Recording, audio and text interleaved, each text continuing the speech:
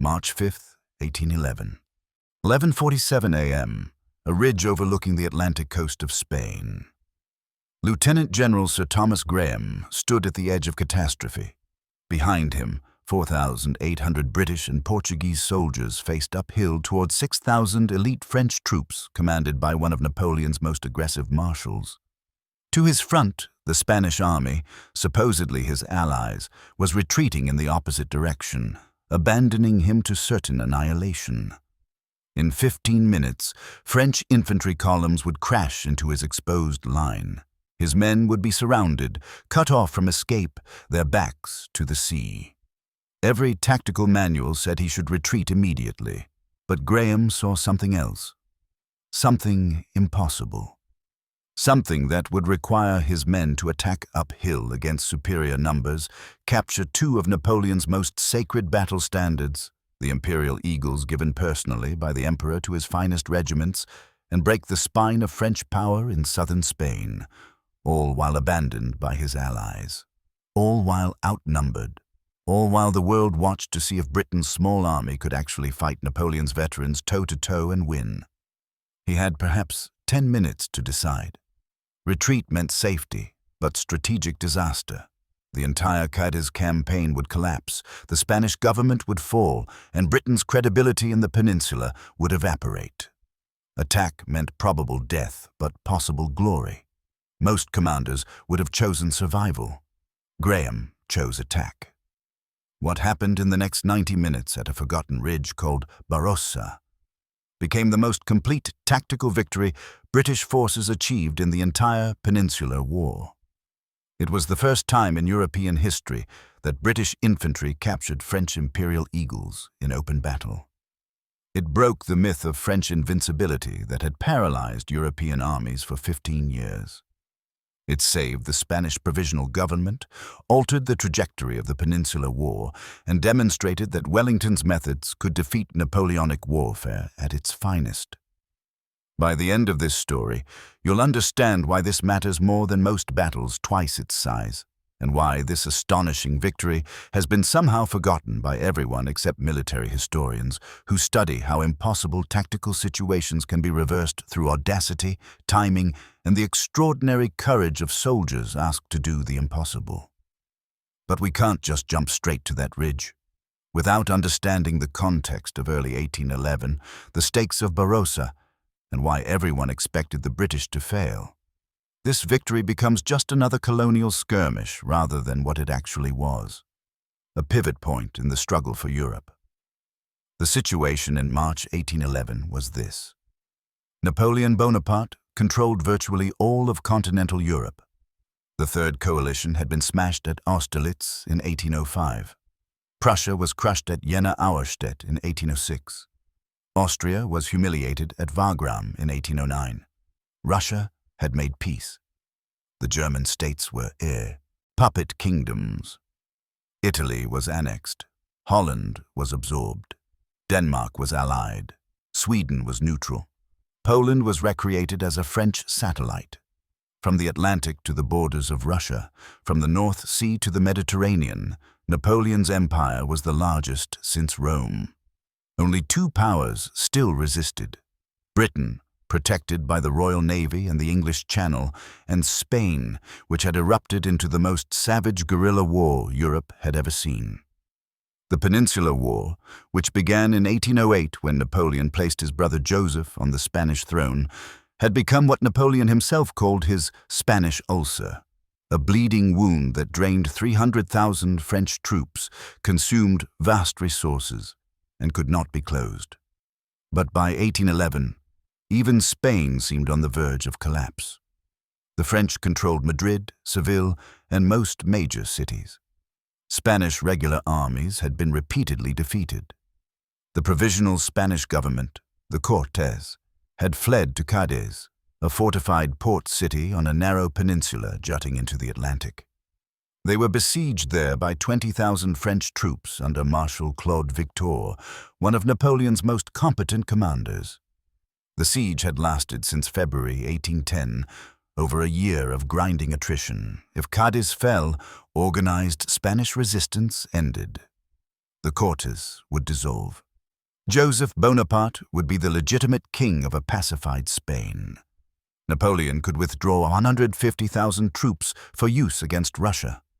The Peninsular War would effectively be over. Britain had one field army in the peninsula, Arthur Wellesley's Anglo-Portuguese force of approximately 50,000 men, then positioned in defensive lines north of Lisbon. They had fought the French to a standstill, but had not yet proven they could decisively defeat Napoleon's marshals in open battle. Talavera in 1809 had been bloody and inconclusive. Busaco in 1810 had been a defensive victory behind fortifications. The question remained unanswered. Could British infantry meet French columns in open ground and win? The strategic mathematics were brutal. France had defeated every major continental power. French tactical doctrine, massive columns supported by overwhelming artillery, commanded by aggressive marshals given freedom to exploit success, had proven superior to every army Europe could field. The French soldier was experienced, confident, and led by officers promoted through merit rather than aristocratic privilege. French regiments carried imperial eagles, bronze standards personally blessed by Napoleon, that symbolized the emperor's mystical connection to his army. No army had ever captured an eagle in battle. They were considered invincible. British forces, by contrast, were small, expensive to deploy, and untested against French veterans in open battle. The British Army in 1811 numbered only about 250,000 men total, including garrison troops scattered across the empire. France could field 600,000.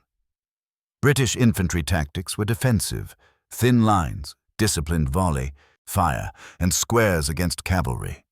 They excelled at holding ground. Nobody knew if they could attack successfully.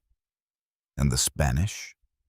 Spanish regular armies had been defeated so many times that French commanders had stopped taking them seriously. Spanish guerrillas were effective but couldn't hold territory. Spanish generals bickered constantly, ignored Allied requests, and frequently retreated without fighting. Coordinating operations with Spanish forces had become Wellington's recurring nightmare. This was the situation in early 1811. Cadiz under siege, the Spanish government weeks from collapse, British credibility in question, and Napoleon's marshals confident that one more push would end the Peninsular Campaign. The French believed they had already won. They just needed to capture one final city. They were about to discover they had catastrophically underestimated both British tactical capability and the determination of one aging Scottish general who refused to accept defeat. And that's exactly what terrified everyone who understood what was at stake. If Cadiz fell, if the Cortes dissolved, if the last organized Spanish resistance collapsed, then Britain would be alone against an empire that stretched from Spain to Poland, from Denmark to Italy. The strategic consequences would echo for generations. The psychological impact would be devastating. European resistance to Napoleon would seem futile. One battle couldn't change all that. But one battle could begin the process of change. One battle could demonstrate that French tactical superiority wasn't inevitable. One battle could show that courage, timing, and audacity could overcome numerical disadvantage. That battle was Barrosa, and it almost didn't happen. There was one man who thought differently about what was possible, what was necessary, and what honor required. His name was Thomas Graham, and by March 1811 he had concluded that the defense of Cadiz must be accomplished, even if it required actions that violated every rule of military prudence. Graham was an unlikely warrior. He was 62 years old in 1811, ancient by military standards of the era. He had not been born to military life. He was the third son of Lord Lynedoch, a Scottish aristocrat who expected Thomas to pursue law or politics. Graham had studied at Oxford, travelled extensively on the Grand Continent, and settled into the comfortable life of a landed gentleman. He married Mary Cathcart in 1774, and by all accounts they were deeply devoted to each other. They had no children but travelled together, collected art, and lived the refined existence of educated Scottish nobility. War was the furthest thing from his mind. He was 43 years old in 1792 when everything changed. His wife, Mary, became ill with tuberculosis. Seeking warmer climates, they traveled to the south of France, where she died in 1792. Graham was devastated. He arranged to transport her body back to Britain for burial. But at Toulouse, a revolutionary mob attacked the funeral cortege, broke open the coffin, and desecrated her remains. Graham was forced to flee for his life. The grief and rage transformed him. At 44 years old, an age when most men are settling into comfortable retirement, Thomas Graham raised a regiment at his own expense, was commissioned as a lieutenant colonel, and went to war against revolutionary France. His motivation was partly revenge, partly principle, and partly the need to give meaning to his loss through action. The war would consume the rest of his life. He learned his trade in the harsh school of the Flanders campaign of 1793-1795, where the first coalition armies were systematically defeated by French revolutionary fervor. Graham saw incompetence, cowardice, poor coordination, and the brutal reality of warfare stripped of romantic illusions. He saw British, Austrian, and Dutch forces retreat in chaos. He saw what happened when allies didn't trust each other. He learned that good intentions meant nothing without tactical competence. But he also demonstrated something rare. He could learn. He studied French tactics.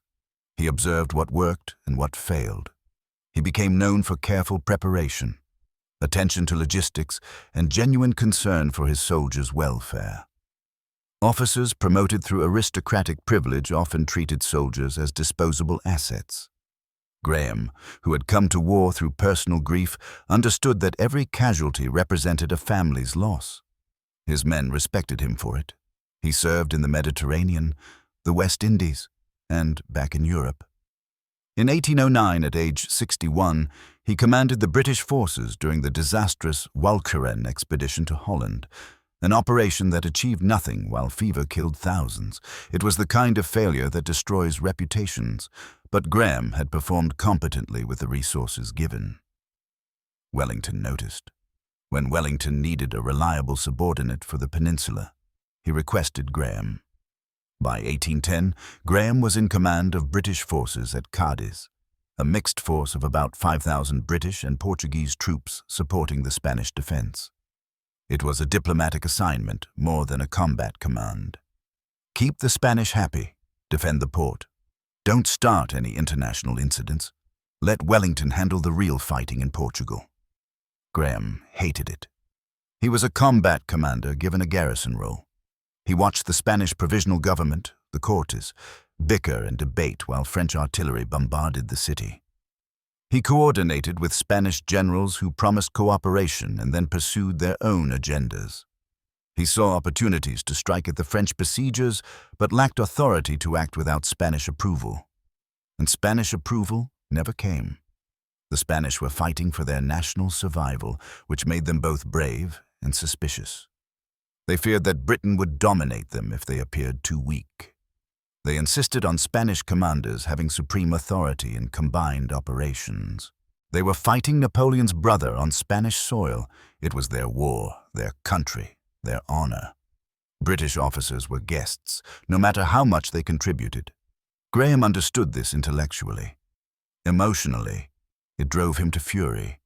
He had come to the peninsula to fight, not to manage diplomatic courtesies, while the enemy sat unchallenged. He wrote increasingly frustrated letters to Wellington. He requested permission to undertake offensive operations. He argued that the French siege lines were vulnerable. He believed, correctly, that aggressive action could break the deadlock at Cadiz. Wellington sympathized, but couldn't give him freedom. The political situation was too delicate. The Spanish government might collapse if British generals appeared to be assuming command. Graham would have to coordinate with Spanish forces and accept Spanish authority. No exceptions. This was the situation in February 1811 when the Spanish finally proposed an offensive operation. Marshal Victor's French forces besieging Cadiz had spread out to forage and maintain supply lines. A combined Spanish-British force might be able to strike at isolated French positions, possibly even break the siege entirely. The Spanish would provide 10,000 troops under General Manuel La Peña. Graham would contribute his 5,000 British and Portuguese. La Peña would have supreme command, non-negotiable. Graham accepted. He knew La Peña was difficult, suspicious of British motives, and prone to changing plans without warning. He knew that Spanish troops were brave but poorly equipped and trained. He knew that coordination would be a nightmare. He accepted anyway, because the alternative was watching Cadiz slowly starve, while French artillery demolished the walls stone by stone. By March 1811, Thomas Graham had concluded that breaking the siege of Cadiz must be accomplished, regardless of the diplomatic complications, regardless of the tactical challenges, regardless of the personal cost. He was 62 years old. He had been fighting revolutionary France for 18 years, motivated by the memory of a desecrated grave and a deep conviction that Napoleon's empire represented tyranny that must be resisted.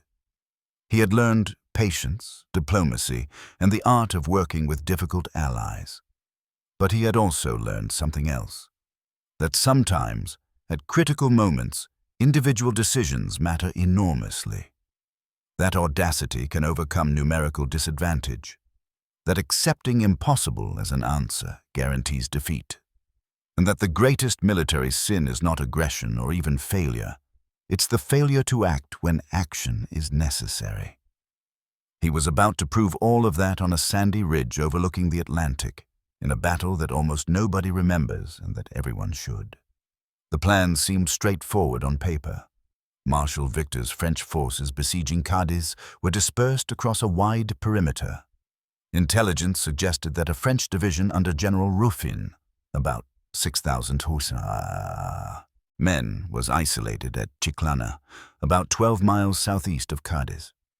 If a combined Spanish-British force could move quickly, they could destroy Ruffin's division before reinforcements arrived, break the siege lines, and force Victor to retreat. The execution would be complex. The attacking force would need to move by ship from Cadiz to the coast near Tarifa, march north along the beach and coastal roads, bypass the main French positions, and strike at Chiclana from the south. Speed was essential. Surprise was critical. Coordination between Spanish and British forces was mandatory. General La Peña commanded approximately 10,000 Spanish troops, a mix of regular infantry, garrison troops from Cadiz, and some cavalry. They were defending their homeland, motivated but exhausted from months of siege. Many units lacked proper equipment, training was inconsistent, but they were Spanish soldiers fighting French invaders on Spanish soil. Their courage was unquestioned. Graham commanded approximately 5,000 troops, about 4,000 British infantry and 4 battalions, 3 from the British Army, 1 King's German Legion battalion, plus about 1,000 Portuguese infantry and some British artillery.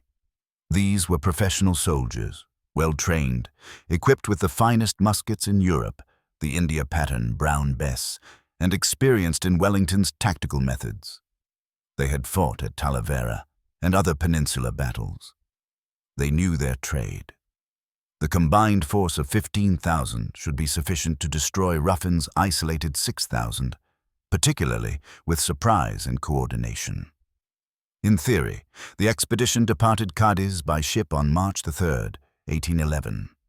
Immediately, problems emerged. The Spanish troops were delayed boarding. Ships were scattered by winds. Units became separated. The landing at Tarifa took longer than planned. The tight operational timeline began to slip. Worse, La Peña and Graham disagreed fundamentally about tactics. Graham wanted aggressive action, land, march fast, strike hard. La Peña preferred caution. He worried about French reinforcements. He wanted to secure supply lines before advancing. He insisted that scouts confirm every piece of intelligence. The Spanish general was fighting to preserve his army, not risk it on British-style aggressive tactics. The cultural and military differences manifested immediately. British officers were trained to seize initiative, exploit opportunities, and accept calculated risks. Spanish officers had spent 2 years watching French armies destroy their forces through superior mobility and concentration. Caution seemed like wisdom earned through bitter experience. Graham tried to maintain diplomatic courtesy. He was a subordinate in this operation, La Peña commanded. Graham could advise but not order. British junior officers seethed at delays they considered cowardice. Graham restrained them. The alliance was fragile. One wrong word could shatter cooperation entirely. The combined force finally landed and began marching north on March 4th. They followed coastal roads, moving parallel to the Atlantic. On their right, rolling hills and pine forests. On their left, the sea. French scouts spotted them immediately. Surprise was compromised, but the force was moving at least. If they could maintain pace, they might still catch Ruffin before Victor could concentrate his scattered divisions. Then La Peña received intelligence that French reinforcements were approaching from the east. Marshal Victor had been informed of the Spanish-British movement and was gathering forces to intercept. Rather than an isolated 6,000-man division, the combined force might face 15,000 or more French troops. The operation was compromised. La Peña wanted to abort. Graham argued for continuing. Yes, surprise was lost. Yes, French reinforcements were coming. But retreating now meant the expedition achieved nothing. Wasted resources, damaged morale, and no relief for Cadiz. If they could move fast, they might still engage Ruffin before Victor arrived with the main force. Speed was everything. La Peña reluctantly agreed to continue, but changed the plan. Instead of marching directly to attack Chiclana, he would take a circuitous route through the coastal pine forests, approaching from an unexpected direction. This would take longer, but might restore some element of surprise. Graham had no choice but to agree. On the evening of March 4th, the combined force camped near the Torre Bermea, a coastal watchtower south of the village of Barrosa. They were approximately 6 miles from Chiclana. French forces were close. Cavalry patrols clashed with Spanish pickets. Tomorrow would bring battle. The question was whether La Peña would fight or retreat. Graham spent the evening with his British officers. They discussed dispositions, reviewed French tactical methods, checked ammunition and equipment. The British soldiers, professionals who had campaigned in the peninsula for years, quietly prepared. They cleaned muskets, sharpened bayonets, wrote letters home, and slept when they could. They knew battle was coming. They had been in combat before. They trusted their officers and each other. Spanish troops were more anxious. They had been defeated repeatedly by French armies. They knew French tactical superiority. They feared being abandoned by their British allies. British forces had evacuated Spain twice before during the war, leaving Spanish armies to be destroyed. Trust was conditional and fragile. Graham understood this. He made a point of visiting Spanish units, speaking through interpreters, showing respect. He was subordinate to La Peña, but needed to maintain Spanish confidence in British commitment. The diplomatic dance continued even on the eve of battle. That night, French Marshal Victor completed his concentration. He had gathered approximately 9,000 troops, including Ruffin's division, reinforcements from the siege lines, and cavalry. He knew the Spanish-British position. He knew their numbers. He knew that La Peña was cautious and that the alliance was shaky. Victor decided to attack at dawn, hit the combined force while they were dispersed, and destroy them before they could threaten Chiclana or the siege of Cadiz. By midnight on March 4th, both armies were positioning for battle. Neither commander fully understood where the other was or what the other intended. The coastal terrain was confused. Pine forests, sandy hills, roads that wound through dunes. Visibility was limited. March weather on the Spanish coast was unpredictable, sun and rain alternating, wind off the Atlantic. This was the tactical situation as March 5th dawned. Approximately 15,000 Spanish and British troops spread along coastal roads south of Barrosa. commanded by a Spanish general who increasingly doubted the operation. Facing them, approximately 9,000 French troops under an aggressive marshal who saw an opportunity to destroy the relief force and secure Cadiz's fall. And somewhere in the middle, a 62-year-old Scottish general who had come too far and fought too long to accept defeat without trying something audacious. The stage was set for what would become the most complete tactical victory British forces achieved in the Peninsular War. But first, everything had to go wrong. March 5th, 1811. Dawn broke around 6:30 a.m. over the pine forests south of Barrosa. The combined Spanish-British force was moving north along coastal roads, advancing toward their objective at Chiclana. La Peña's Spanish troops, approximately 10,000 men, formed the vanguard. Graham's British and Portuguese forces, approximately 5,000 men, formed the rear guard, protecting the baggage train and maintaining communications with the supply ships offshore. The army was spread over several miles of coastal terrain, Spanish troops in the lead, British trailing by an hour's march. This was standard procedure when one nation commanded and the other supported. The lead force engaged the enemy while the rear guard reinforced as needed. In theory, it was sound tactics. Around 9 o'clock a.m., Spanish scouts reported French forces ahead, cavalry patrols, infantry columns visible in the distance. La Peña halted his advance. Rather than deploying for battle, he turned his army sharply eastward, away from the coast, marching inland toward a different road that would bypass the French position entirely. He was executing his modified plan.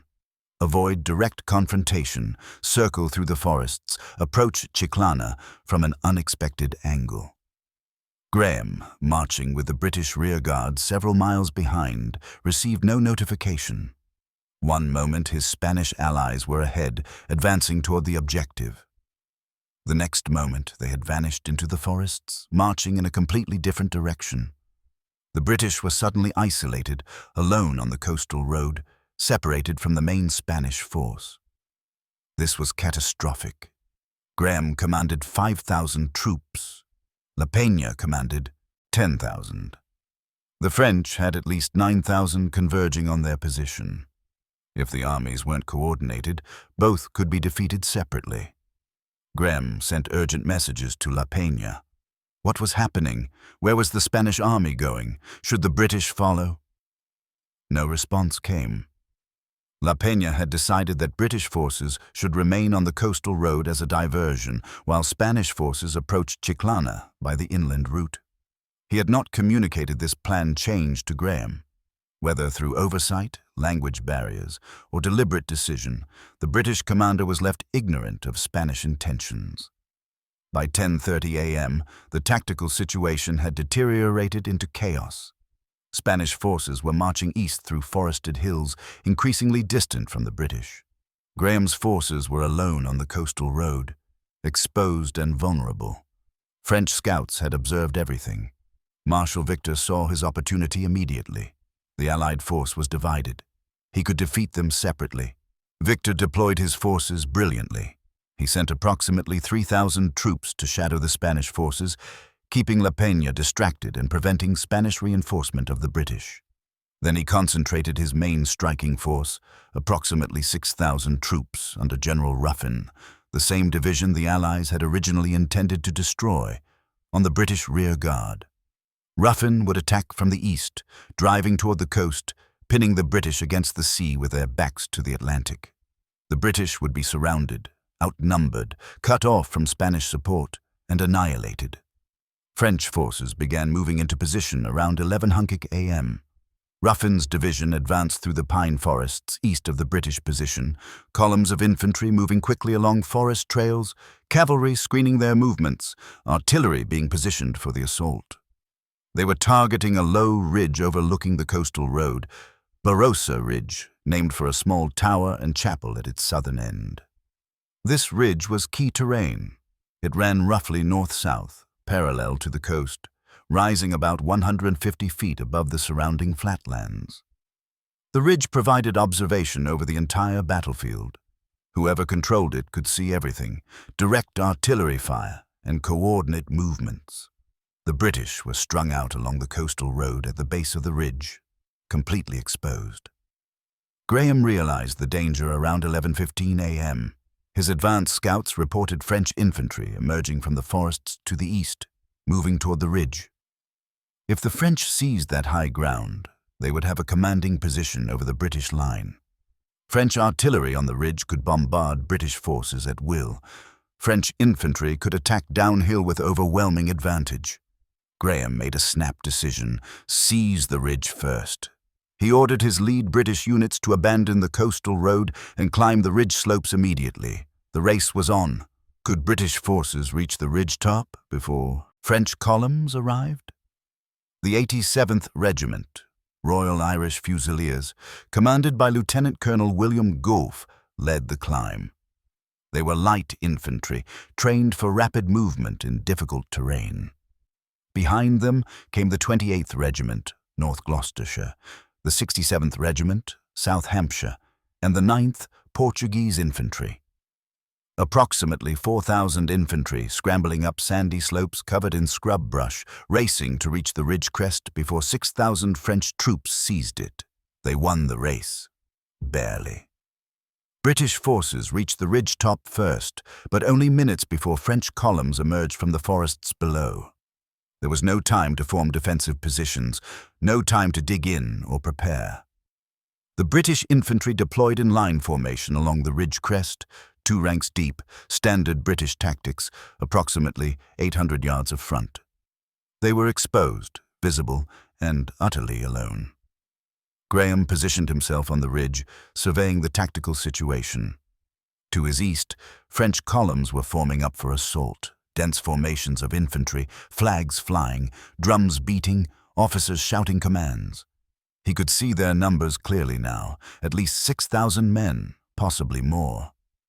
To his west, the Atlantic Ocean sparkled in the March sun, cutting off any retreat in that direction. To his south, the coastal road where his baggage train and artillery were still positioned, exposed and vulnerable. To his north, somewhere beyond his vision, the Spanish army was marching away, either ignorant of his crisis or unwilling to help. A staff officer reported. General La Peña had been located. The Spanish army was several miles away, still marching east toward Chiclana. They were not coming back to support the British. La Peña had either decided the British situation was a diversion that didn't require his attention, or he genuinely didn't understand that Graham was about to be destroyed. Graham had perhaps 15 minutes before French columns attacked. Every military manual, every tactical doctrine, every instinct of self-preservation said he should retreat immediately. March his forces north along the ridge, abandon the baggage train, link up with the Spanish army, preserve his command for another day.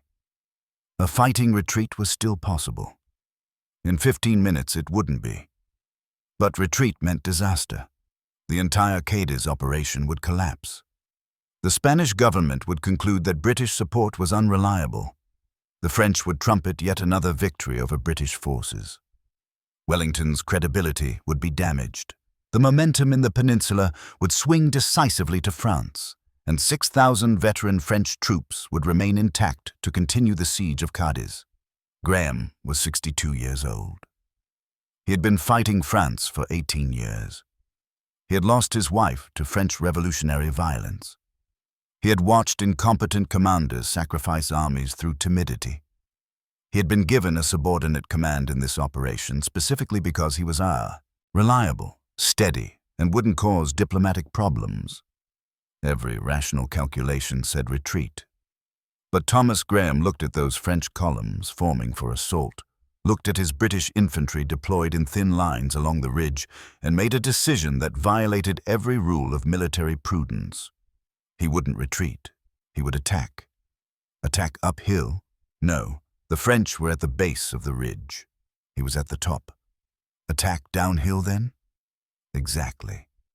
Before the French could assault up the ridge, Graham would attack down the ridge, hitting them while they were still in column formation, preparing for their own assault.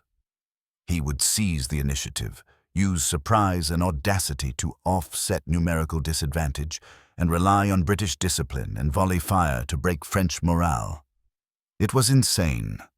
He was outnumbered at least 6,000 to 4,800. He was attacking without support. His flank was exposed. His supply line was cut. His allies had abandoned him.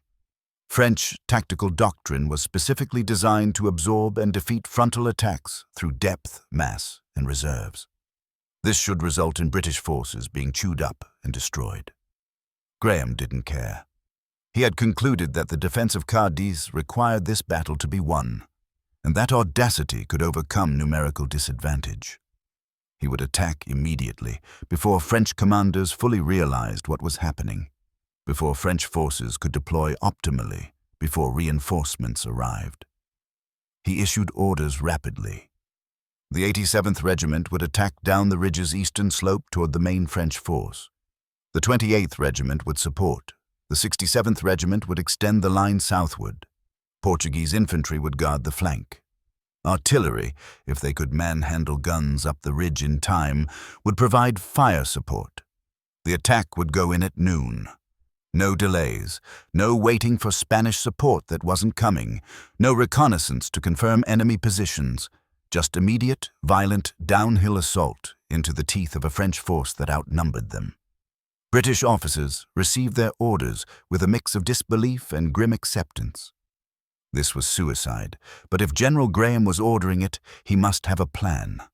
The British soldiers, professional infantry who had campaigned across the peninsula, prepared with the efficiency of men who trusted their training more than their chances. They checked their muskets one final time. Fixed bayonets. Aligned into two-rank lines. Officers took positions in front. Sergeants dressed the ranks. The colors, regimental flags that symbolized unit identity and honor, were unfurled and positioned at the center of each regiment.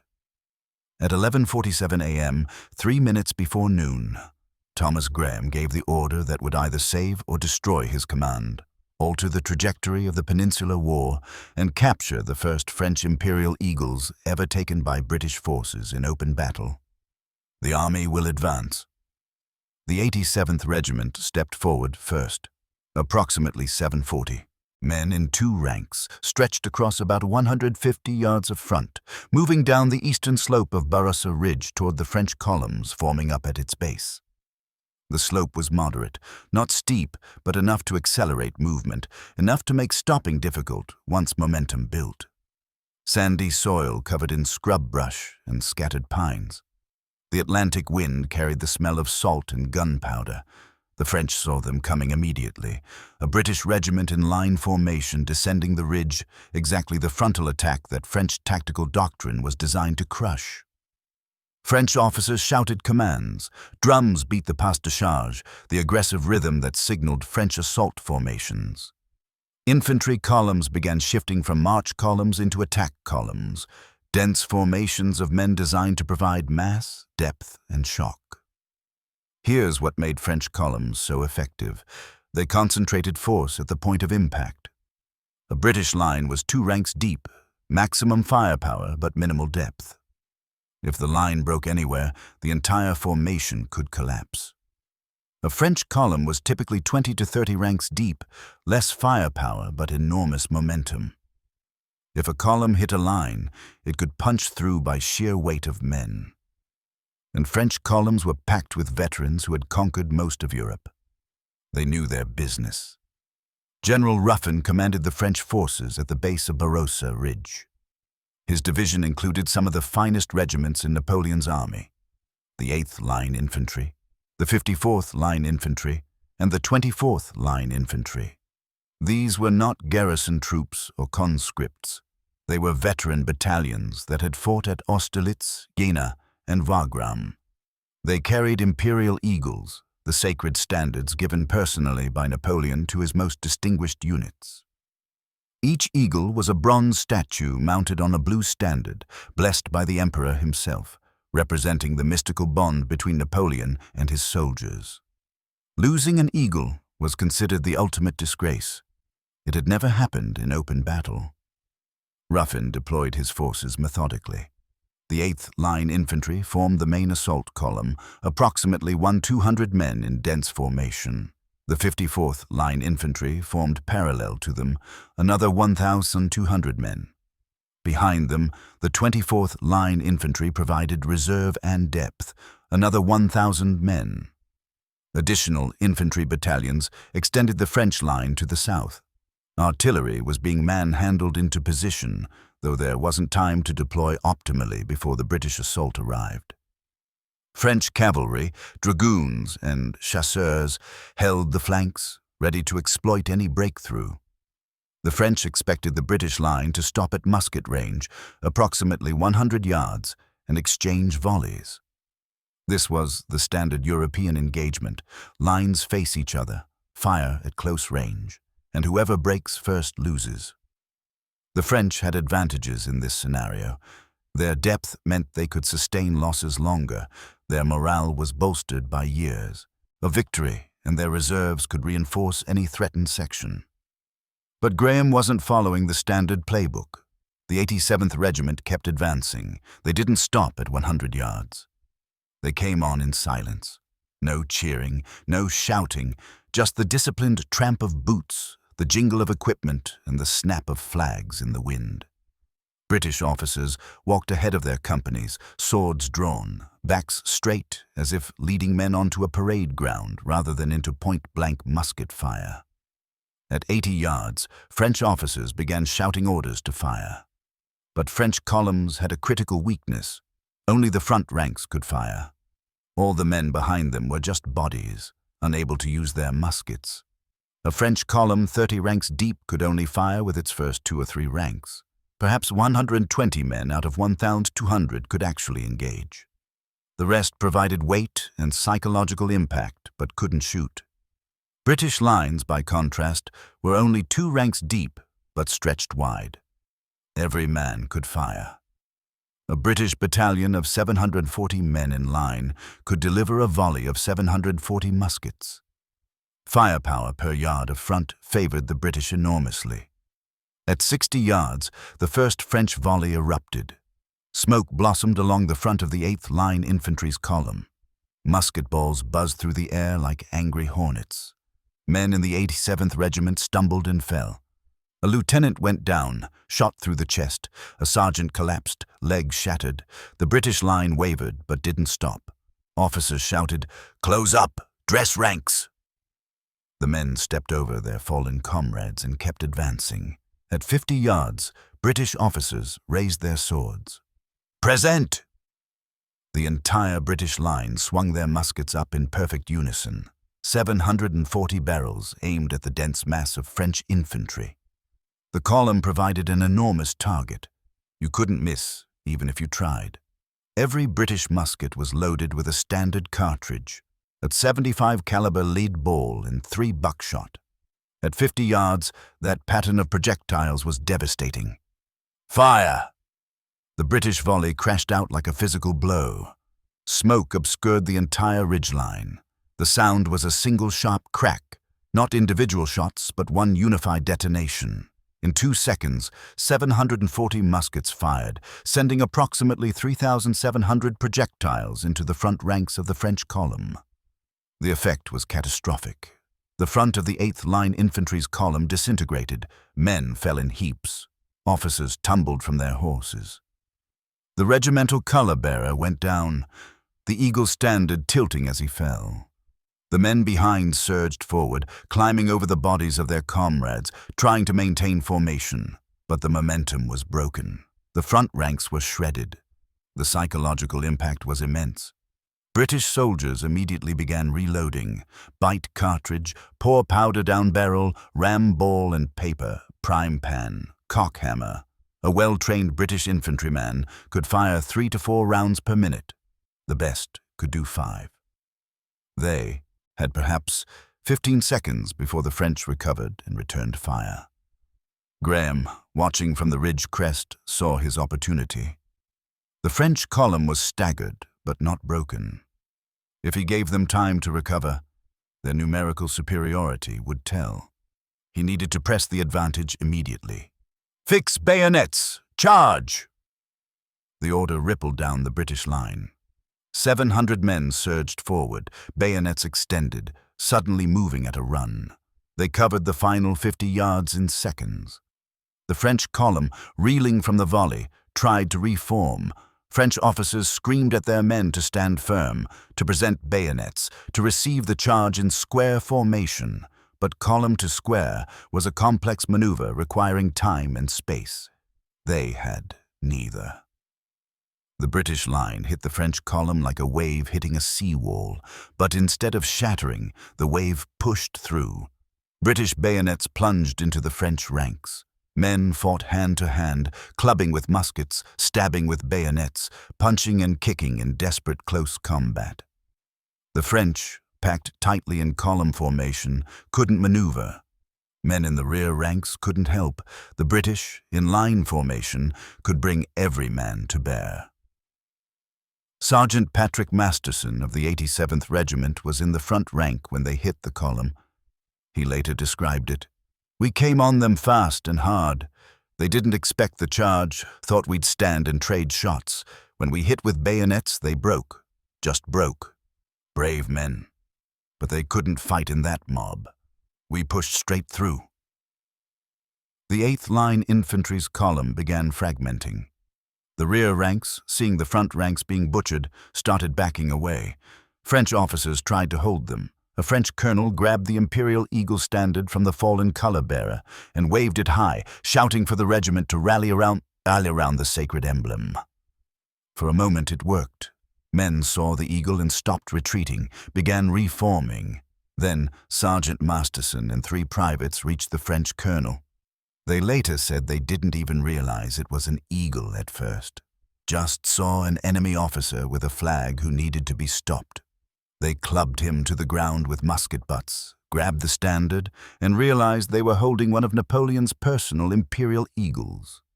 It was the first time in history a British unit had captured a French eagle in open battle. The psychological impact was immediate. French soldiers near the eagle saw it being carried away by British troops and broke entirely. The 8th Line Infantry, one of Napoleon's finest regiments, dissolved into fleeing men, streaming back toward the forests. But the battle was far from over. The 54th Line Infantry was forming up parallel to the 8th, and they still had their eagle. And they were preparing to counterattack. Lieutenant Colonel Goff, commanding the 87th Regiment, saw his men break into celebration around the captured eagle. He also saw approximately 200 fresh French infantry forming up 200 yards to his left, preparing to assault. The 87th had just fought through one French column. They were exhausted, disorganized, scattered across the eastern slope pursuing fleeing Frenchmen. They couldn't receive another assault in their current state. Goff needed help immediately. He looked north along the ridge and saw the 28th Regiment deploying into line, approximately 580 men, under Lieutenant Colonel Thomas Belson. The 28th was nicknamed the Old and Bold and wore a unique badge. They had official permission to wear their regimental badge on both front and back of their caps, commemorating a battle where they'd been attacked from both sides simultaneously and had fought back to back. If any regiment could handle what was coming, it was the 28th. Belson brought his regiment down the ridge at the double quick, deployed into line formation about 100 yards north of where the 87th had just broken the 8th Line Infantry, and began advancing toward the 54th Line Infantry. This was textbook British tactics. 1 regiment attacks, 2nd Regiment supports, 3rd Regiment provides reserve. Simple, clear, based on trust that every unit would do its job. The 54th Line Infantry was commanded by Colonel Charles-François Roussy, a veteran officer who had watched in horror as the 8th Line Infantry was destroyed by British musketry and bayonet charge. He knew exactly what was happening. The British were using Wellington's preferred tactics, infantry advancing in line to Maxim's firepower, accepting vulnerability to Maxim's killing power. Roussy had seen this before in Portugal. He knew the counter. Hold formation, absorb the first volley, use column mass to push through the thin British line. The 54th Line Infantry was formed in a massive column, deeper and denser than the 8th had been. Roussel had packed his entire regiment into a formation approximately 60 yards wide and 40 ranks deep. It was an enormous rectangular mass of men, flags flying from the center, drums beating steadily, officers riding at the front and flanks. And carried by the color guard at the center, surrounded by the regiment's elite grenadier company, was the 54th Imperial Eagle. Roussel ordered his column forward. They advanced toward the 28th Regiment at a steady pace, drums beating the pas de charge, officers shouting, "En avant! En avant!" The ground between them and the British was mostly flat, easier terrain than the slope where the 87th had fought. This would be a straight collision, British line versus French column, firepower versus mass. The 28th Regiment halted at approximately 80 yards. British soldiers dressed ranks, sergeants moving behind the line ensuring every man was positioned correctly. Officers checked their spacing, ensuring the two-rank line was uniform. French musket fire began crackling from the front ranks of the column. Individual shots, ragged volleys, men firing as they advanced. British soldiers fell. A captain clutched his shoulder, blood streaming between his fingers, but stayed on his feet. A private collapsed without a sound, dead before he hit the ground. The British didn't return fire. Not yet. They waited for the command, muskets held at the present position, aimed at the enormous target approaching them. The discipline required to stand under fire without shooting back was extraordinary. It required trust in your officers, trust in your comrades, and trust that the tactical plan would work. British soldiers had that trust. They'd been trained in it, had experienced it in previous battles, knew that controlled volley fire was more effective than individual shooting. At 50 yards, point-blank range where every shot would hit something, Lieutenant Colonel Belson gave the command. Fire! The British volley smashed into the front of the 54th Line Infantry's column. Men fell in rows. The dense formation meant every musket ball hit at least one man, sometimes passing through one body and hitting the man behind. The smoke was so thick that for several seconds nobody could see anything. The sound was deafening. 580 muskets firing simultaneously, followed immediately by the screams of wounded men, the shouts of French officers, and the drums still beating insanely somewhere in the smoke. When the smoke cleared enough to see, the front of the French column was a writhing mass of wounded and dead. But behind them, hundreds more men pushed forward, climbing over bodies, maintaining formation. The column kept coming. Mass and depth, the French tactical doctrine, were working. They'd absorbed the volley and were still advancing. The 28th Regiment was reloading frantically. 15 seconds per man to reload. Maybe 20 seconds until the next volley, but the French column was less than 30 yards away now and closing fast. They might not have time for a second volley. Belson made the same decision Gough had made. Don't wait for the French to close. Attack first. Charge! For the second time in 15 minutes, British infantry charged downhill with bayonets into a French column. This time the collision was even more violent because both sides were moving. The British hit the French at a run. The French, in dense column formation, couldn't stop their momentum. The two formations interpenetrated, British soldiers driving into the French mass, French soldiers trying to use their numbers to overwhelm the British line. What followed was savage hand-to-hand combat. Men fought with bayonets, musket butts, fists, and boots. At this range, training mattered less than desperation. French soldiers, packed shoulder to shoulder, couldn't swing muskets effectively. British soldiers, in a looser formation, had more room to maneuver. But the French had numbers. Every British soldier faced multiple enemies. The fight centered on the Imperial Eagle. The 54th Line Infantry's color guard, 8 grenadiers selected for size and courage, surrounded the Eagle's standard, determined to defend it to the death. British soldiers from the 28th Regiment saw the Eagle, saw what it represented, and drove toward it. This wasn't about tactics anymore. This was about honor, about symbolism, about capturing the physical embodiment of Napoleon's authority. Lieutenant Matthew Latham, commanding a company in the 28th Regiment, found himself face to face with the French sergeant carrying the eagle. The sergeant was enormous, over 6 feet tall, weighing perhaps 200 pounds, a veteran grenadier with a scarred face and eyes that showed no fear. He held the eagle's standard with one hand and a bayoneted musket with the other. What happened next depends on whose account you read. British sources say Latham shot the sergeant, then grabbed the eagle as it fell. French sources say the sergeant was overwhelmed by multiple British soldiers and went down fighting. The official British casualty report lists 4 men from the 28th Regiment as wounded in that specific location at that specific moment. The truth is probably that several British soldiers collectively killed or disabled the sergeant, and that Latham, as the officer present, claimed credit for capturing the eagle. However it happened, the result was undeniable. Lieutenant Latham emerged from the melee carrying the 54th Line Infantry's Imperial Eagle. He held it high, shouting, "The Eagle! We've got the Eagle!"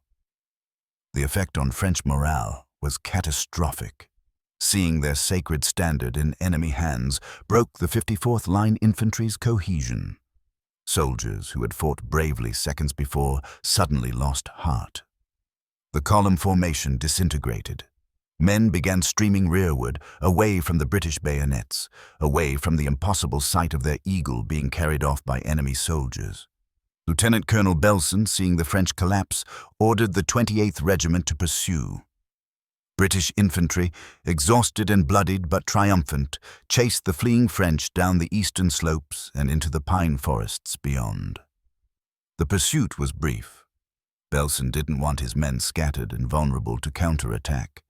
He reformed the regiment, consolidated his position, and ensured the captured eagle was secure. On the ridge above, Thomas Graham watched 2 French regiments, including 2 Imperial Eagle standards, being destroyed by his outnumbered British infantry.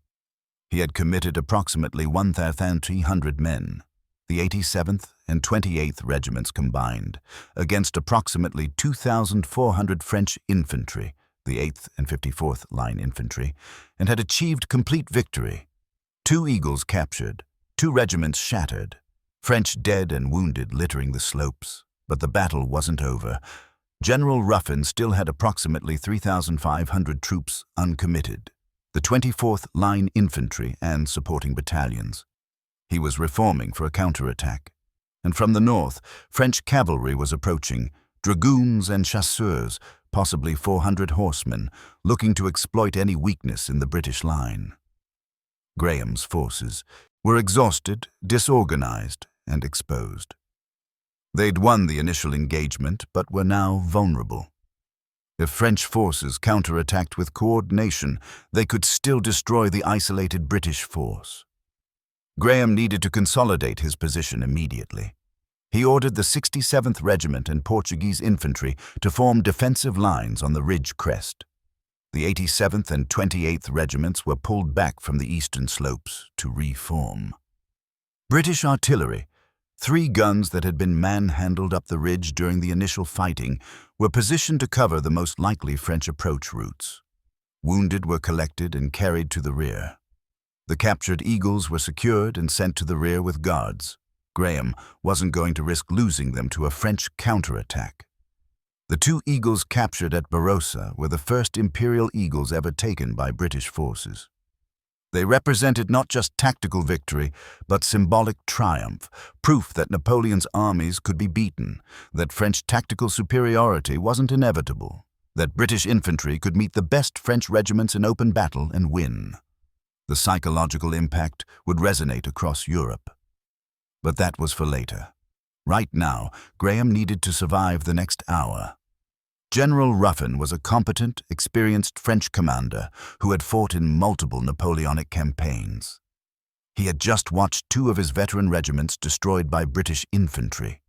His tactical situation was now precarious. His division was mauled, his eagles were captured, and his troops' morale was shaken. Any other commander might have retreated, regrouped, and waited for reinforcements. Ruffin attacked instead. He had been given orders by Marshal Victor to destroy the British force. Eagles captured or not, he would fulfill his mission. He still had approximately 3,500 troops intact, primarily the 24th Line Infantry plus supporting battalions. He had artillery, he had cavalry. If he could coordinate a proper assault, he could still overwhelm the exhausted British infantry. Ruffin's plan was sound. Artillery would bombard the British positions on the ridge to disrupt their formations and kill their officers. Then, infantry would assault in column, multiple columns advancing simultaneously to split British attention. Cavalry would strike at any exposed flanks or gaps in the British line. It was combined arms warfare executed by experienced troops, exactly the sort of attack that had won Napoleon's armies countless battles. The assault began around 1:00 p.m. French artillery opened fire from positions at the base of the ridge. The guns were 8-pounders and 12-pounders, standard French field artillery. At this range, approximately 500-600 yards, they could fire solid shot, cannonballs that bounced along the ground, bowling through infantry ranks, or shell, hollow projectiles filled with gunpowder that exploded above or among enemy formations. British infantry on the ridge could do nothing but endure. Artillery fire was the great killer of Napoleonic warfare, impersonal, random, terrifying. A solid shot could kill 6 or 8 men in a single pass, decapitating one man, taking off another's legs, disemboweling a third, continuing through the ranks, leaving a trail of destruction. Shell explosions sent metal fragments in all directions, wounding everyone within 20 yards. There was no cover on the ridge crest, no ditches to hide in, nothing to do but stand in formation and absorb the punishment. Graham had 3 British artillery pieces positioned on the ridge, and they returned fire. But 3 guns against 8 or 10 was a losing exchange. British gunners worked frantically, swab the barrel, load the charge, ram the ball, prime the touch hole, fire, repeat. But they were outnumbered and outgunned. Still, they kept firing, forcing French artillery to focus on counter-battery fire rather than purely targeting British infantry. The artillery duel lasted perhaps 20 minutes. Both sides suffered casualties. A British gun took a direct hit, the barrel split, and the crew was killed. French gunners were picked off by long-range musket fire from British skirmishers, but the French were winning through volume. More guns, more ammunition, more targets hit. Then Ruffin sent forward his infantry. The 24th Line Infantry formed into 3 separate columns, each approximately 400 men. They would attack the British line at different points simultaneously: southern column, center column, northern column. The British would have to split their forces to meet each threat, diluting their defensive strength. It was good tactics. It should have worked, but Ruffin had made one critical error. He assumed the British were as exhausted and disorganized as his own troops. He assumed they'd been as psychologically shattered by the fighting as French soldiers who'd just seen 2 eagles captured. He was wrong on both counts. British regiments had reformed during the artillery bombardment. Officers had dressed ranks, sergeants had checked ammunition, wounded had been evacuated, and replacements had filled gaps in the line. The 87th Regiment held the southern section of the British line. The 28th Regiment held the center. The 67th Regiment held the northern section. Portuguese infantry extended the line further north. Approximately 3,800 effectives total, deployed in 2-rank lines, ready to receive assault. The French columns advanced through the artillery smoke, drums beating, officers riding ahead, flags flying. They came on steadily, maintaining formation, showing the discipline that had conquered Europe. As they climbed the eastern slopes of the ridge, British artillery switched from solid shot to canister, tin cans filled with musket balls that turned cannons into enormous shotguns. At close range, canister fire was devastating. Each discharge sent hundreds of projectiles into the French columns. Men fell in clusters, gaps appeared in the formations. But the columns kept advancing. At 80 yards, British infantry began firing. Not by volley. There wasn't time to coordinate battalion-wide volleys with 3 separate French columns approaching simultaneously. Instead, companies and platoons fired as French forces came into range. The result was rolling fire. Constant crackling musketry, smoke obscuring the entire ridgeline, French soldiers falling steadily as they climbed toward the British positions. The southern French column hit the 87th Regiment first. They'd been advancing up the steepest part of the slope, which slowed their momentum. When they reached musket range, the 87th's volley fire tore into them. The French tried to return fire, but men in column couldn't all shoot. Only the front ranks engaged, while hundreds of men behind them could only watch and wait to push forward. The column staggered, wavered, and stopped advancing at about 40 yards from the British line. There it remained, unable to advance under the withering fire but unwilling to retreat. French and British infantry exchanged volleys for perhaps 5 minutes, an eternity in close-range combat. Men fell on both sides. The slope between them became littered with bodies. Then the 87th Regiment charged again. For the 3rd time that day, British infantry lowered bayonets and attacked. The French column, already wavering, broke under the assault. Survivors fled down the slope, abandoning their dead and wounded. The center French column had better luck initially. They struck the 28th Regiment at its junction with the 87th Regiment, hitting a gap where the 2 regiments joined. For a few minutes, it looked like the French might break through.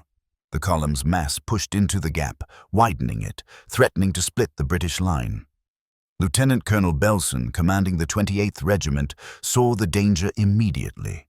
He personally led a company to plug the gap, placing himself at the front of the charge. This was leadership by example, officers showing their men that they wouldn't ask them to do anything the officers themselves wouldn't do. Belson's presence steadied the 28th Regiment. The men rallied around their colonel, reformed the line, and delivered volley after volley into the French column at point-blank range. The French column commander, sources don't identify him by name, was killed by a musket ball through the chest. Without his leadership, the column's coordination broke down. Different parts of the formation received conflicting orders. Some men tried to advance, others tried to hold position, still others began retreating. The formation dissolved into a disorganized mass. British bayonets finished the job. The center French column retreated in disorder. The northern French column never reached the British line at all. The 67th Regiment, supported by Portuguese infantry, had positioned themselves at the top of the slope with a perfect field of fire. As the French column climbed toward them, British and Portuguese, musketry shredded the formation. The French couldn't get close enough to use their bayonets. After losing perhaps 100 men in the approach, the column commander ordered withdrawal. They retreated in relatively good order, not routed, just defeated. 3 French columns, 3 failures. Ruffin's assault had been defeated comprehensively. He had committed his remaining infantry and had nothing to show for it except additional casualties. But Ruffin had one asset left: cavalry. Approximately 400 French dragoons and chasseurs had been hovering on the flanks during the infantry assault, looking for an opportunity to charge. Cavalry were the breakthrough weapons of Napoleonic warfare, fast, mobile, terrifying to infantry caught in the open. A successful cavalry charge could shatter an infantry regiment in seconds, turning disciplined soldiers into fleeing mobs that could be hunted down and slaughtered. The French cavalry commander, possibly Colonel Nicolas Jacques Delors, though sources are unclear, saw his opportunity. The British infantry had just repulsed 3 French columns. They were exhausted, disorganized, and vulnerable. Some companies had pursued the retreating French down the slopes and were now isolated from the main line. If cavalry could hit them while they were scattered, the British position might collapse. The French dragoons formed up for a charge, approximately 250 horsemen in lines, sabers drawn, officers positioning at the front, horses stamping and snorting.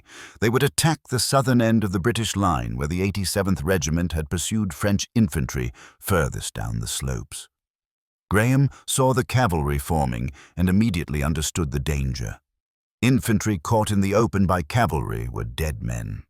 He needed to get the 87th Regiment back into formation immediately and formed into square, the defensive formation designed specifically to resist cavalry charges.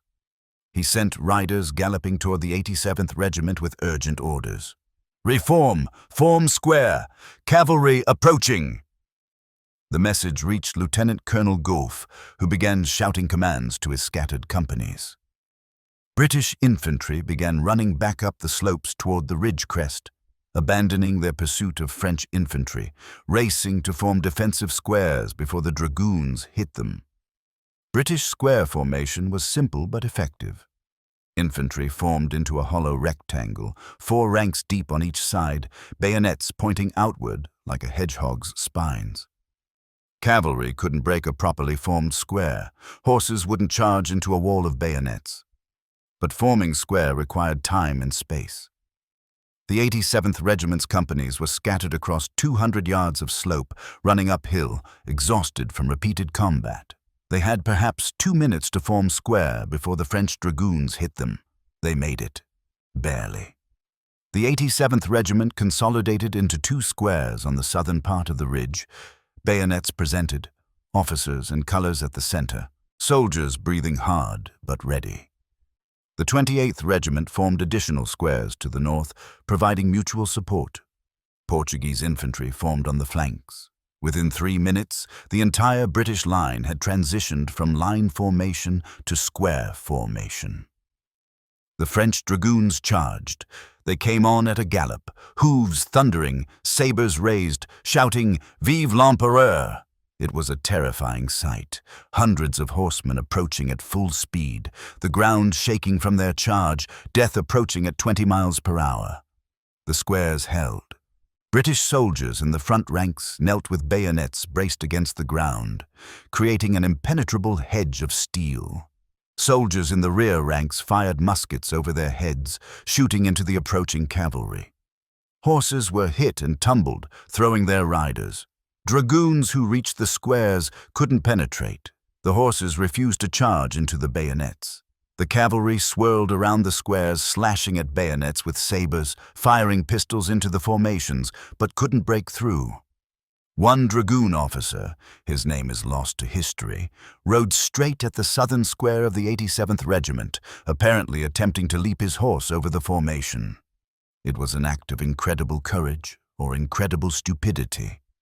The horse balked at the last second, reared, and the officer was shot from the saddle by a dozen muskets. He fell into the square, was bayoneted by British soldiers, and his body was thrown back outside the formation. After perhaps 10 minutes of swirling around the British squares without breaking them, the French cavalry withdrew. They'd taken casualties without achieving anything. Cavalry charges against formed infantry squares were suicide. The dragoons retreated back down the slopes to reform. It was approximately 2 p.m. The battle had been raging for over 2 hours. General Ruffin had committed everything, infantry columns, artillery, cavalry, and had been defeated comprehensively. His division was shattered. 2 of his eagles were captured. His casualties were mounting. His troops were exhausted and demoralized. He ordered withdrawal. French forces began retreating eastward into the pine forests, abandoning the battlefield to the British. Graham's outnumbered, isolated, abandoned by their allies' British force had achieved complete tactical victory. But tactical victory meant nothing if strategic objectives weren't achieved. And the primary strategic objective, breaking the siege of Cadiz, still required linking up with the Spanish forces and pushing forward to Chiclana. Graham needed to find General La Peña and convince him to continue the offensive. That was going to be a problem. The battlefield at Barrosa Ridge was a scene of devastation. Bodies of French and British soldiers littered the slopes, dead men from both sides, intermingled in death as they'd been intermingled in combat. The wounded lay among the corpses, crying for water, calling for help, bleeding into the sandy soil. The smell was overwhelming. Blood, gunpowder, torn earth, and the distinctive copper metallic stench of violent death. Graham immediately ordered his forces to consolidate. British regiments reformed on the ridge crest, counting casualties, redistributing ammunition, collecting wounded, and preparing for possible French counterattack. The 2 captured French eagles were secured and placed under guard. They were now the most valuable trophies in the British Army. The casualty count was sobering. British forces had suffered approximately 200 casualties out of 4,800 engaged, about 25%. This included roughly 250 killed and 950 wounded. The 87th Regiment, which had led the initial charge, suffered proportionally higher casualties. The 28th Regiment, which captured the second eagle, lost nearly 200 men. The Portuguese infantry had fewer casualties, having been engaged primarily in defensive positions. French casualties were significantly higher. Ruffin's division had suffered approximately 2,400 casualties out of 6,000 engaged, about 40%. This included roughly 400 killed, 1,200 wounded, and 800 captured. The 8th Line Infantry and 54th Line Infantry, the regiments that lost their eagles, were effectively destroyed as combat units. It would take months to rebuild them. Each casualty represented a person, a man with a family, a life, dreams and fears. Graham walked among the British wounded as his medical officers worked frantically to save who they could. He spoke to the soldiers, thanked them for their courage, promised that their sacrifice mattered. This wasn't propaganda. Graham genuinely cared about his men. He had fought too long and lost too much to take soldiers' lives lightly. The French wounded received equal treatment. British medical officers provided care to wounded French prisoners following the customs of European warfare that required humane treatment of captives. Men who had tried to kill each other an hour before now shared water and bandages. The doctors worked without regard to nationality. A wounded man was a wounded man, regardless of whose flag he fought under. But while Graham attended to his wounded, the strategic situation was deteriorating. General La Peña's Spanish forces were several miles away, having continued their march toward Chiclana during the entire battle at Barrosa. La Peña had heard the artillery fire, knew a major engagement was occurring, and had chosen not to reinforce Graham. Whether this was cowardice, incompetence, or deliberate decision to let the British fight alone remains historically debated. Graham sent urgent messages to La Peña. The British had won a major victory. 2 eagles were captured. French forces were in retreat. Now was the moment to advance on Chiclana and break the siege of Cadiz. Everything the operation was designed to achieve was within reach. La Peña needed to bring his 10,000 Spanish troops forward immediately to exploit the victory. La Peña refused. He sent back messages claiming his forces were too exhausted to advance, that French reinforcements made further offensive action too dangerous, that the operation should be terminated and all forces withdrawn to Cadiz. The victory at Barrosa, in La Peña's view, changed nothing strategically. The British had won a tactical engagement, but the larger operation was compromised. French forces were still numerous, and continuing would risk the entire Allied force. Graham was furious. His men had just won the most complete tactical victory British forces had achieved in the entire Peninsular War. They had defeated superior numbers, captured 2 Imperial Eagles, broken multiple veteran French regiments, and opened the path to relieving Cadiz. And the Spanish commander, whose timidity and poor coordination had created the crisis in the first place, was now refusing to exploit the victory. Graham couldn't order La Peña to advance. He was subordinate in this operation. He could only advise, argue, and plead. He sent his chief of staff to meet with La Peña personally, carrying the captured eagles as physical proof of British victory. Surely seeing Napoleon's sacred standards in British hands would convince La Peña that French forces could be beaten, that the moment for decisive action had arrived. La Peña was unmoved. He congratulated the British on their courage. He praised their tactical skill. He acknowledged the capture of the eagles as a historic achievement, and he absolutely refused to advance on Chiclana. The operation was over. All forces would return to Cadiz.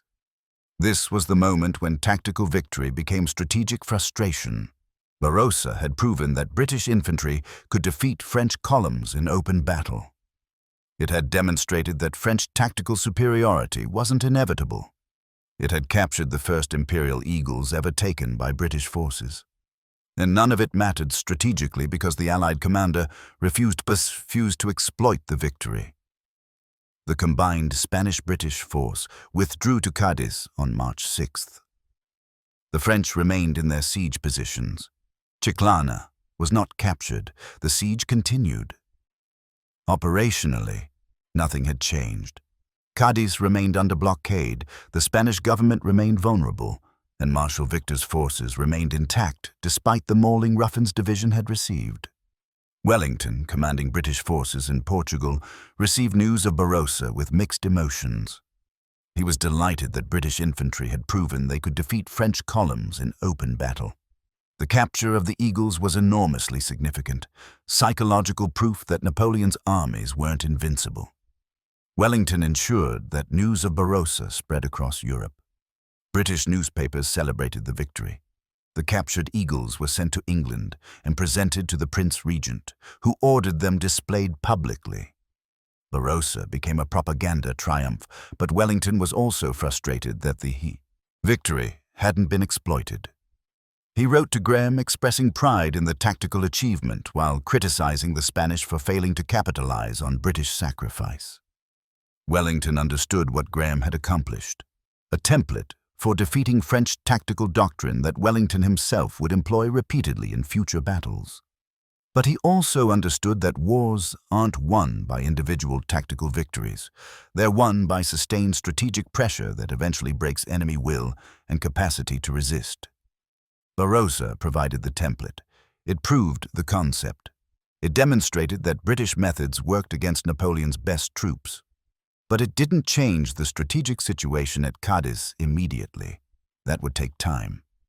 And time, as it turned out, was on the Allied side. But the true significance of Barrosa went beyond immediate celebrations or even strategic disappointment. The battle's impact rippled outward across multiple scales: tactical, strategic, psychological, and historical. Understanding these consequences requires examining each layer systematically. First, the immediate tactical lesson. British infantry in line formation could defeat French infantry in column formation through superior firepower and disciplined volley fire. This wasn't just theory anymore. It had been proven in combat against veteran French regiments carrying Imperial Eagles. The tactical formula was clear: maintain discipline, wait for close range, deliver devastating volleys, follow with bayonet charge before French forces could recover. Execute this properly and numerical inferiority could be overcome. Wellington absorbed this lesson thoroughly. At Barrosa, Graham had employed Wellington's preferred tactics without Wellington being present. Proof that these methods could be taught, replicated, and executed by subordinate commanders. Every subsequent battle Wellington fought in the peninsula employed variations of Barrosa's template. Fuentes de Oñoro, Albuera, Ciudad Rodrigo, Badajoz, Salamanca, Vitoria, and the Pyrenees campaigns all featured British infantry using firepower and discipline to defeat French columns. Second, the symbolic impact of capturing the Eagles. French Imperial Eagles weren't just flags. They represented Napoleon's personal connection to his regiments. Each eagle was blessed by the Emperor himself in elaborate ceremonies that blended military ritual with quasi-religious mysticism. Losing an eagle was considered the ultimate military disgrace. Before Barrosa, no European army had ever captured a French eagle in open battle. French soldiers believed the eagles were invincible, protected by Napoleon's genius and destiny. Barrosa shattered that myth. 2 eagles captured by British infantry in a single afternoon.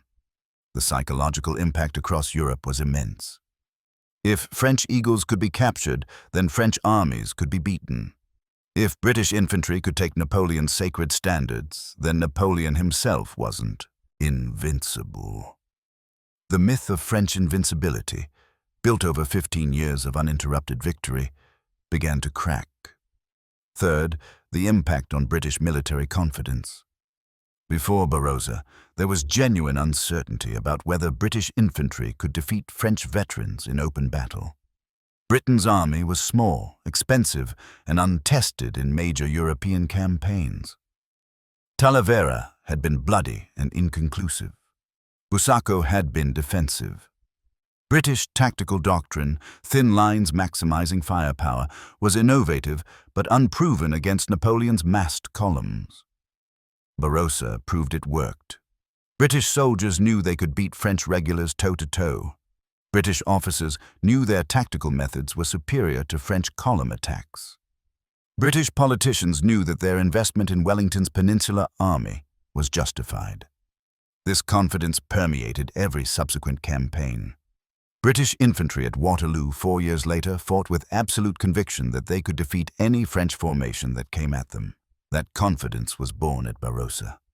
Fourth, the strategic impact on the Peninsular War. Although Cadiz remained under siege after Barrosa, the battle demonstrated that French control of Spain wasn't inevitable.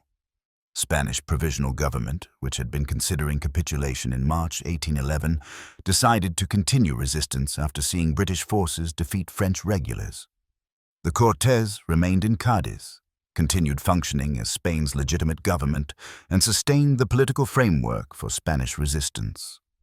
Moreover, Barrosa forced French commanders to reconsider their tactical approach. Marshal Victor had expected his veteran divisions to easily defeat any British force they encountered. After Barrosa, French marshals in Spain became more cautious about engaging British infantry in open battle.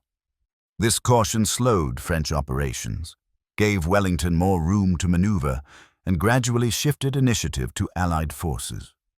Fifth, the impact on European morale more broadly.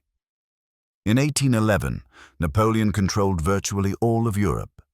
Russia was allied through the Treaty of Tilsit. Austria was defeated and passive. Prussia was occupied and broken. Only Britain and Spain still resisted. To Europeans watching Napoleon's empire expand year after year, resistance seemed futile. Barrosa provided evidence that resistance wasn't futile. A small British force, outnumbered and abandoned by allies, had defeated French veterans and captured Napoleon's sacred eagles. If that was possible, then perhaps French dominance wasn't permanent. Perhaps Napoleon could be beaten. This psychological shift was subtle but significant. It helped sustain resistance movements across Europe, encouraged covert opposition to French occupation, and ultimately contributed to the formation of new coalitions that would defeat Napoleon in 1813 to 1814. Sixth, the personal impact on the soldiers who fought there. British regiments that fought at Barrosa earned battle, honors that they carried for centuries. The 28th Regiment, Gloucestershire Regiment, was particularly proud. They had captured one of the eagles and had fought with distinction throughout the battle. Veterans of Barrosa told stories for decades about the day they'd beaten Napoleon's finest troops against impossible odds. French veterans had different stories. Bitter memories of defeat, the shame of losing eagles, the trauma of watching invincible regiments shattered. Some French officers blamed Ruffin for poor tactics. Some blamed Victor for dividing his forces. Some blamed the Spanish for drawing French forces into a poorly chosen battlefield. The psychological impact of Barrosa on French morale in Spain was subtle but real. Seeds of doubt that would grow over subsequent years of grinding warfare. Seventh, the impact on Thomas Graham personally. He was promoted to Lieutenant General immediately after Barrosa, received thanks from Parliament, and became one of Wellington's most trusted subordinates. He went on to command British forces at several major battles, including Vittoria in 1813. He was elevated to the peerage as Lord Lynedoch, but perhaps more significantly, he had proven to himself that the 18 years he'd spent fighting France since his wife's death had meaning. Barrosa was his vindication, proof that his grief-driven war had accomplished something real. Eighth, the long-term impact on military theory. Barrosa became a case study in how to defeat numerically superior forces through tactical excellence. Military academies studied it for decades. The principles Graham employed: aggressive action even when outnumbered, maximizing firepower through formation and discipline, exploiting enemy weaknesses ruthlessly, maintaining unit cohesion under pressure, became standard elements of infantry doctrine. Some historians argue that Barrosa was more influential than more famous battles because it was such a clear demonstration of specific tactical principles. At Waterloo, multiple factors contributed to Allied victory: Prussian reinforcements, French exhaustion, Wellington's defensive position. At Barrosa, the victory was purely about British infantry execution. It was clean, clear, and replicable. The century-long ripple effects are harder to trace but worth considering. British confidence in their infantry, rooted partly in Barrosa, influenced how Britain approached conflicts throughout the 19th century. The conviction that small professional forces could defeat larger armies through superior training and tactics became a cornerstone of British military thinking. This affected colonial warfare, European interventions, and ultimately Britain's approach to World War I. France, conversely, had to confront the uncomfortable reality that their tactical doctrine, massed columns backed by overwhelming artillery, had weaknesses that smaller, better-trained forces could exploit. French military theorists spent decades after Napoleon's fall debating what had gone wrong. Barrosa was part of that debate, an example of how French numerical superiority and aggressive tactics weren't always sufficient against disciplined firepower. These impacts don't make Barrosa the most important battle of the Napoleonic Wars. Austerlitz, Leipzig, and Waterloo were far more significant strategically, but Barrosa was a pivot point, the moment when British tactical doctrine was definitively proven superior to French methods, when Napoleon's eagles were shown to be capturable, when British confidence and French doubt began their slow reversal. So why has Barrosa faded from popular memory, while battles like Waterloo remain household names? There are several rational explanations, and understanding them helps us appreciate what makes a battle memorable versus what makes a battle historically important. First, the complexity of context. Barrosa can't be understood without explaining the Peninsular War, the siege of Cadiz, the alliance dynamics between Britain and Spain, Wellington's overall strategy, and Napoleon's European situation in 1811. That's a lot of background knowledge required before the battle itself makes sense. Compare this to Waterloo, which can be simplified to Napoleon's last battle where he was finally defeated. A narrative arc that requires minimal context. Modern audiences have limited patience for complex historical context. We want simple stories with clear heroes, villains, and stakes. Barrosa requires explaining that it was a tactical victory but strategic disappointment, that it proved important principles but didn't immediately change the war's trajectory, that it was both triumph and frustration. That complexity doesn't compress well into popular narratives. Second, Barrosa wasn't the final decisive moment. It was important but preliminary. The Peninsular War continued for 2 more years after Barrosa. Wellington went on to win more famous victories at Salamanca and Vittoria. The eventual Allied triumph in Spain wasn't accomplished at Barrosa, but through sustained campaigns over years. Barrosa was a signpost pointing toward eventual victory, not the destination itself. Popular memory tends to remember endpoints rather than intermediate steps. We remember Waterloo because it was Napoleon's final defeat. We remember D-Day because it began the liberation of Europe. Barrosa was significant but not climactic. It proved that British tactics worked, which was important for everything that came after, but the everything that came after overshadows Barrosa in popular memory. Third, geographic and cultural distance. Barrosa was fought on the southern coast of Spain, far from Britain, involving Spanish and Portuguese allies, whose perspectives rarely appear in English-language histories. The Peninsular War generally is less remembered in Britain than campaigns that occurred closer to home or involved clearer British national interests.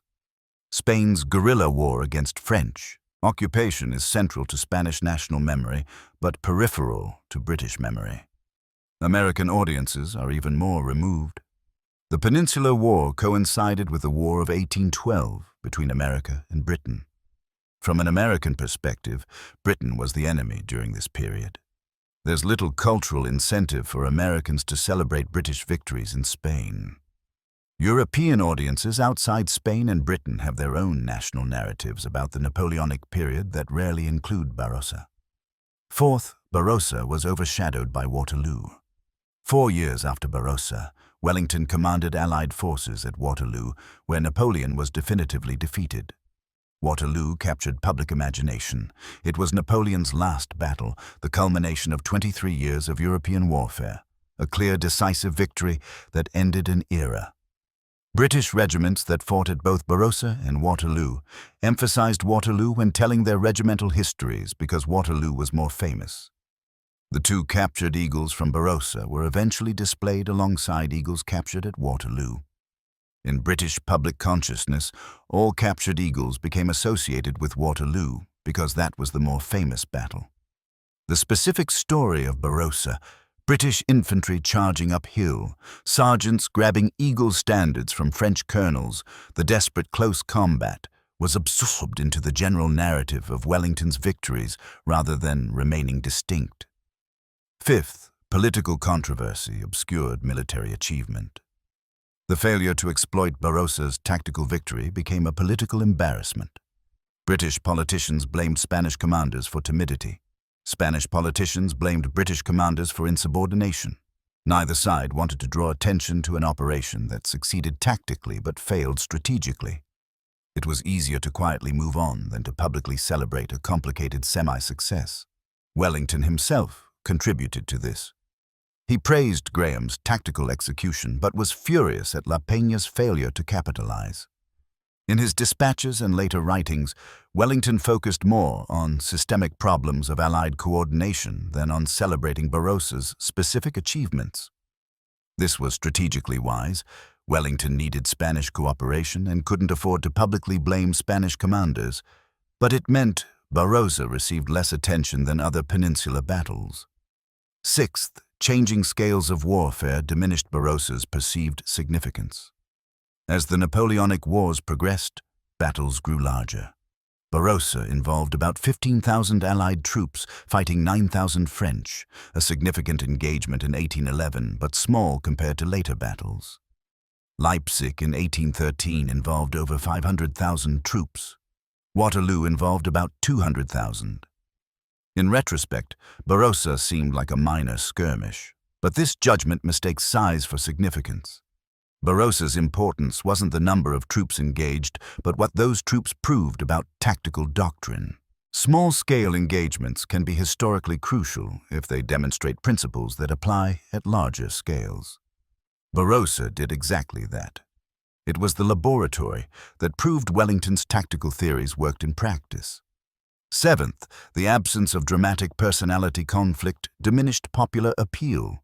Great military stories often feature personal rivalries: Alexander versus Darius, Caesar versus Pompey, Napoleon versus Wellington. Barrosa featured Thomas Graham defeating General Ruffin, neither of whom were famous personalities. Graham was competent but not charismatic. Ruffin was professional but not memorable. There was no personal drama to hook popular imagination. Compare this to battles where personality conflicts drove the narrative. Trafalgar features Nelson versus Villeneuve. Waterloo features Wellington versus Napoleon.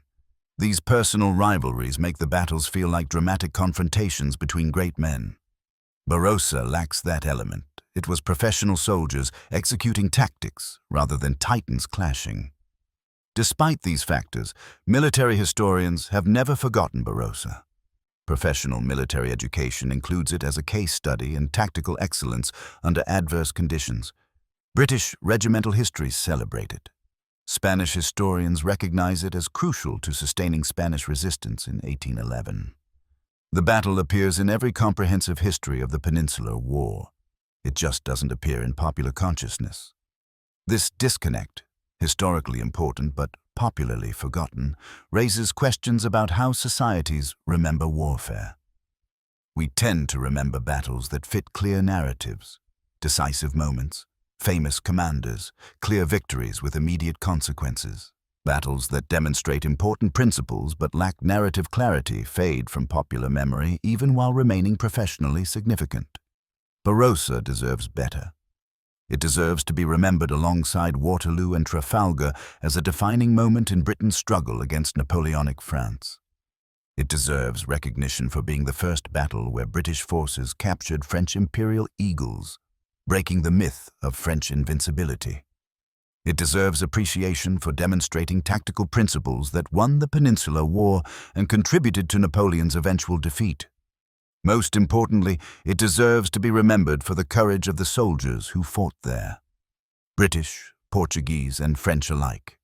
Men who charged into musket fire, who fought hand-to-hand with bayonets, who stood against cavalry charges, who died on that sandy ridge overlooking the Atlantic.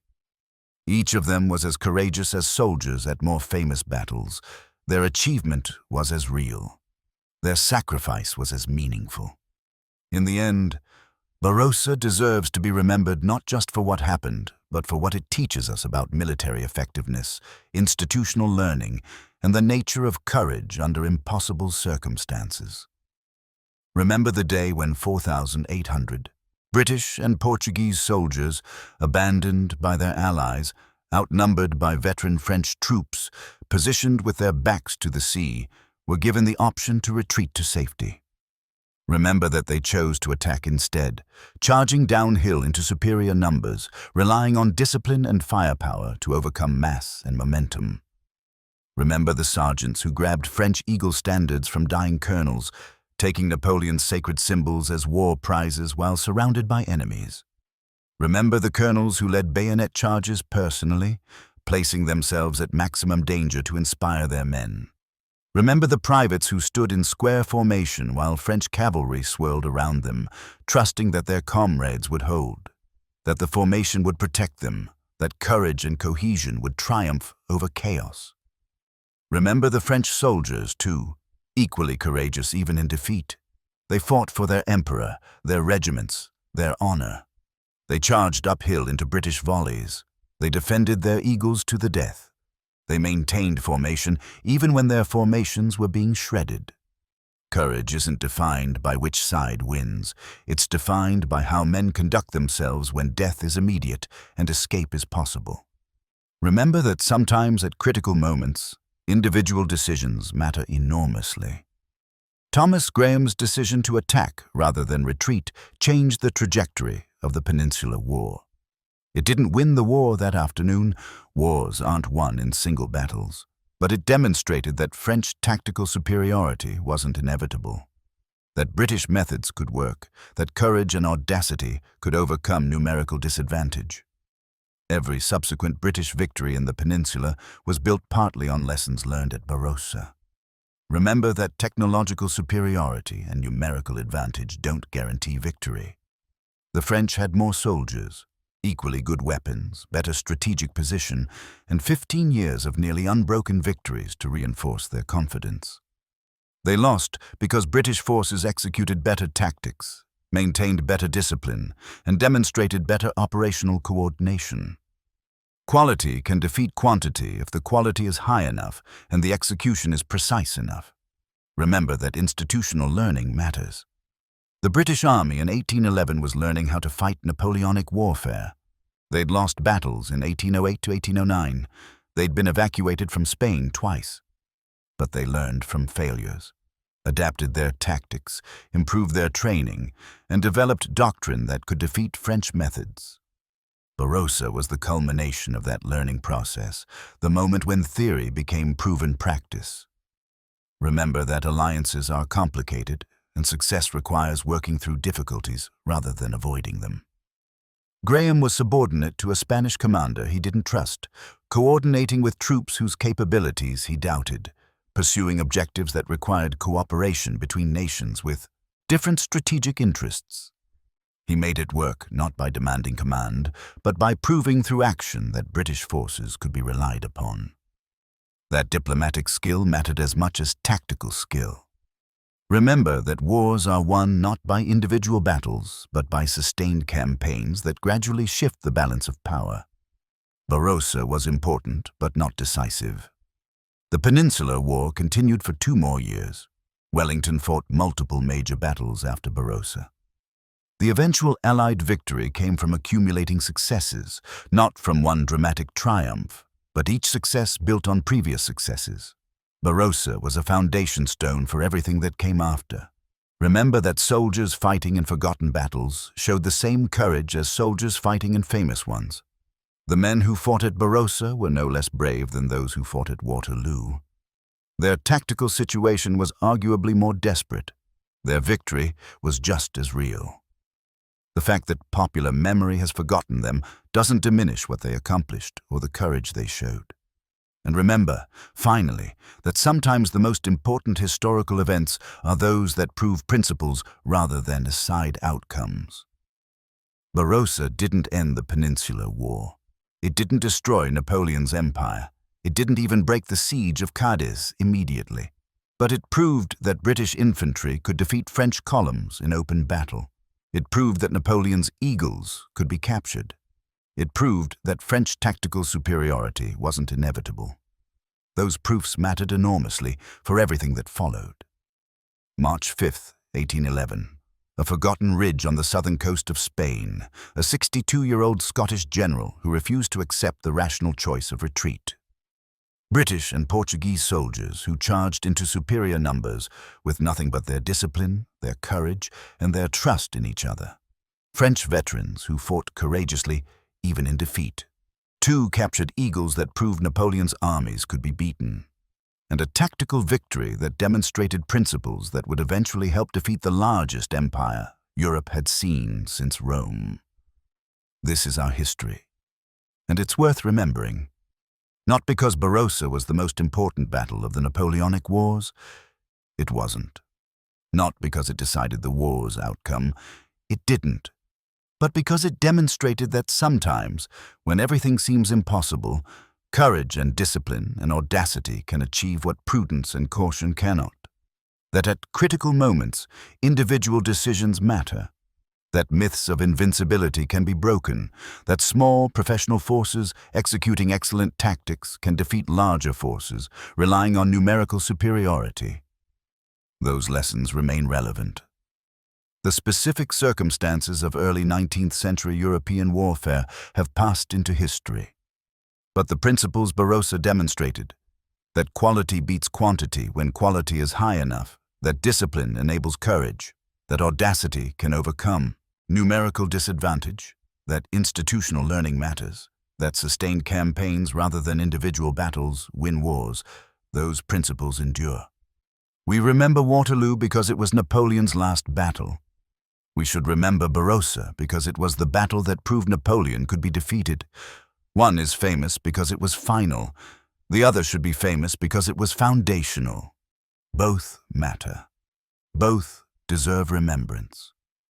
So the next time someone mentions the Napoleonic Wars, remember Barrosa. Remember the ridge overlooking the Atlantic.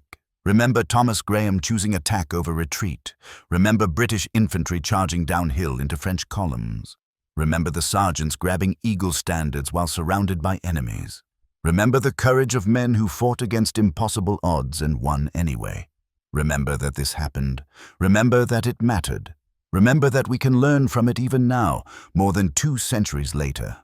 And remember that the soldiers who fought there, British, Portuguese, French alike, showed us what courage looks like when death is certain and duty requires the impossible. This is the story of Barrosa. This is why it matters. This is why it deserves to be remembered alongside more famous battles.